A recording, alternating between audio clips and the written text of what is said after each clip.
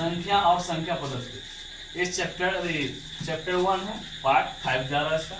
देखिए क्या है अंतरराष्ट्रीय। कल हम बता रहे थे कि भारतीय अंकन पद्धति में, ठीक, भारतीय अंकन पद्धति में हम जिसे कैसे पढ़ते हैं। यदि आपसे कोई सवाल पूछ ले भारतीय अंकन पद्धति में, इसको हम क्या पढ़ते हैं? इकाई हो गया, दिहाई हो गया, सैकड़ा हो गया, इकाई, दिहाई, सैकड़ा, हजार, 10,000, लाख, 10 लाख, करोड़, 10 करोड़।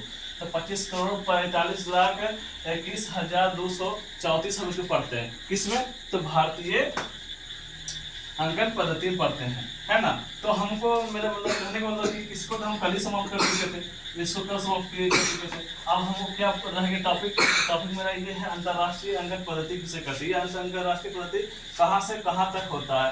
तो हम पहले ही बताए थे अंकन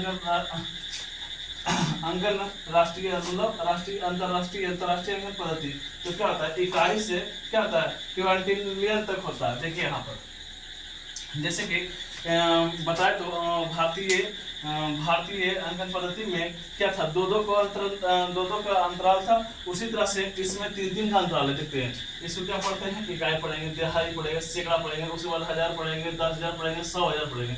फिर तो आपको क्या हो गया, ये मिलियन हो गया, 10 मिलियन हो गया, 100 मिलियन हो गया, ये क्या हो गया, बिलियन हो गया, 10 बिलियन हो गया, 100 बिलियन हो गया, ये क्या हो गया, ट्रिलियन हो गया, 10 ट्रिलियन हो गया, 100 ट्रिलियन हो गया। उसी तरह से क्वाड्रिलियन हो गया, 10 क्वाड्रिलियन हो गया, 100 क्वाड्रिलियन हो गया। इसी तरह से ये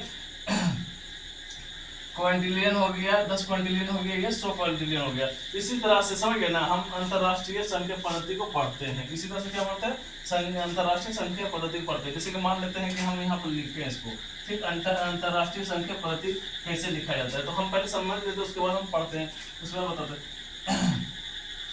देख क्या लिखा हुआ कि इसको इकाई पढ़ते हैं, इसको दिहाई पढ़ते हैं, इसको सैकड़ा पढ़ते हैं, जिस तरह से पढ़ते। उसके बाद ये इसको 1000 पढ़ते हैं, इसको 10,000 पढ़ते हैं, इसको 100,000 पढ़ते हैं, और इसको क्या पढ़ते हैं, मिलियन पढ़ते हैं। तो इसको हम किस तरह से रूप में लिखते हैं, तो हम इसको बताए ना कि भारतीय अंकन पद्धति में उसको कैसे लिखते हैं।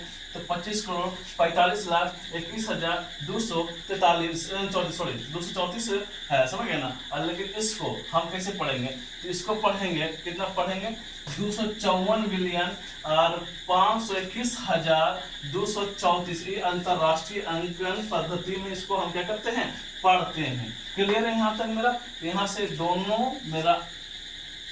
दोनों संख्या मेरा क्या हो गया, समाप्त हो गया। अब हम यहाँ चलते हैं विभाज्यता का नियम। विभाज्यता का नियम क्या होता है कि देख लीजिए यहाँ क्या है, संख्या 1 से विभाज्यता का नियम।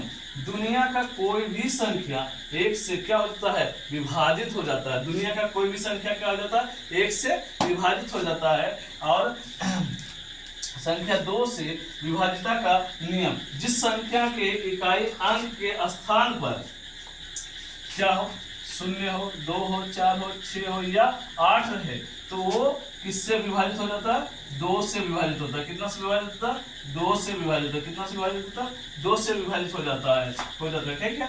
जैसे ये कितना हो गया, 24 हो गया, 440 हो गया, 448 हो गया, 902 हो गया। ये सब क्या है, 2 से विभाजित हो जाते हैं, ठीक। उसी तरह से हम देखेंगे संख्या कितना, संख्या 3 से विभाज्यता का नियम, जिस संख्या के सभी अंकों का जोड़ मतलब जोड़, जिस संख्या का सभी, जिस संख्या लिखा रहता है, अंक लिखा रहता है, अंक एक होता है, और संख्या जैसे ये संख्या हो गया, इस संख्या में जोड़ेंगे। मतलब इस एग्जाम्पल को बता रहा है, इस संख्या जोड़ के, मतलब यहाँ देखिए जोड़ के संख्या, इस संख्या जोड़ने पर हमको जितना प्राप्त होता है, हम देखेंगे 3 से विभाजित होता है या नहीं। यदि 3 से विभाजित होता है तो वो संख्या 3 से विभाजित तो हो जाएगी, कोई दिक्कत उसमें नहीं है। चलिए एक मोटिवेशन है, चलिए देखते हैं मोटिवेशन, ठीक है। मंजिल चाहे कितनी भी ऊंची क्यों ना हो, फिर से सुन लीजिए, मंजिल चाहे कितनी भी ऊंची क्यों ना हो, उसके रास्ता हमेशा पैरों के नीचे से ही जाता है। इसीलिए कहते हैं मेहनत कीजिए जनाब, चाहे वो माउंट एवरेस्ट हो, उस पर भी आदमी पैर से ही चढ़ के जाता है। इसलिए मेहनत करके आप सफलता की ओर बढ़ सकते हैं।